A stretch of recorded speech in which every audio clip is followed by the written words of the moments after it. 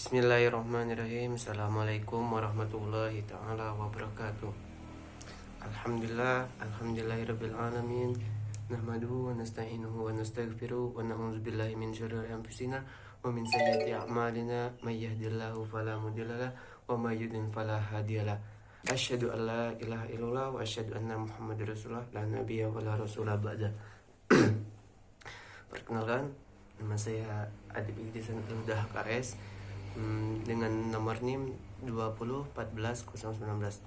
Dalam video ini saya akan membahas jurnal online saya kemarin dengan tugas Pancasila dan juga dengan tema wawasan Nusantara dengan judul organisasi pemuda.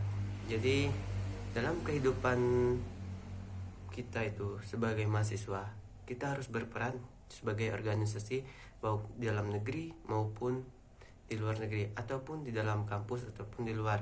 Baik, jadi dalam kehidupan suatu bangsa itu pasti memiliki berbagai keanekaragaman, yakni terdiri suku, bangsa, adat, agama, dan lain-lain. Tapi Indonesia sebagai negara kepulauan yang terbentang dari Sabang sampai Merauke, yang mempunyai 34 provinsi dan lain sebagainya, itu termasuk juga banyak organisasi di dalamnya. Karena apa? Karena tanpa organisasi suatu negara itu tidak akan berkembang ataupun tidak akan maju.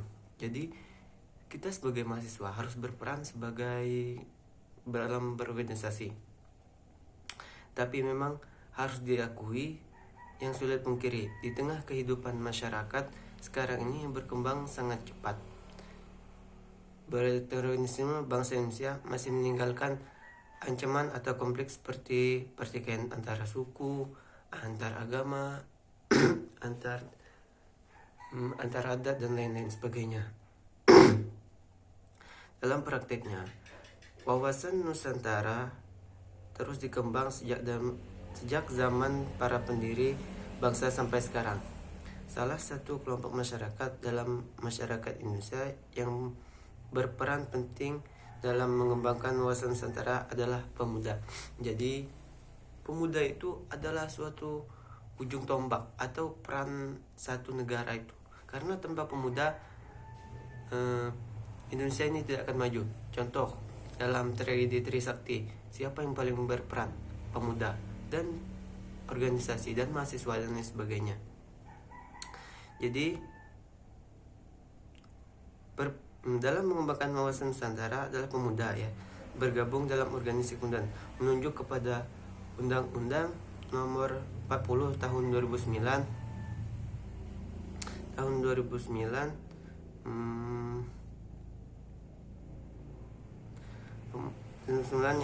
yang berbunyi, pemuda adalah manusia Indonesia yang berusia dari umur 16 tahun sampai 30 tahun. Itu pemuda, disebut pemuda. Di atas itu bukan pemuda lagi ya, mungkinan. Pemuda dianggap penting mengingat posisinya sebagai manusia yang memiliki ide kreatif. Jadi pemuda itu harus kreatif dalam berbagai hal, dalam berbagai bidang sekolah, kuliah, ataupun lain sebagainya. Melalui organisasi pemuda, maka pembekalan wawasan Nusantara diharapkan mampu mendorong pemuda Indonesia untuk meningkatkan nasionalismenya sehingga kesadaran mempertahankan atau mengisi kemerdekaan terus hadir dan berpikir tindaknya. Ketika nasionalisme sudah muncul dari kepribadian pemuda Indonesia, maka 4 pilar bangsaannya itu mempertahankan negara kesatuan Republik Indonesia, saling menghargai keragaman bangsa Indonesia, sebagainya semboyan Bhinneka Tunggal Ika, bersifat patriotik dengan berlandaskan nilai Pancasila, senantiasa berpegang teguh dalam kepada Undang-Undang 1945, dapat berdiri kokoh dan Indonesia akan menjadi negara yang bersatu, berdaulat, adil dan makmur.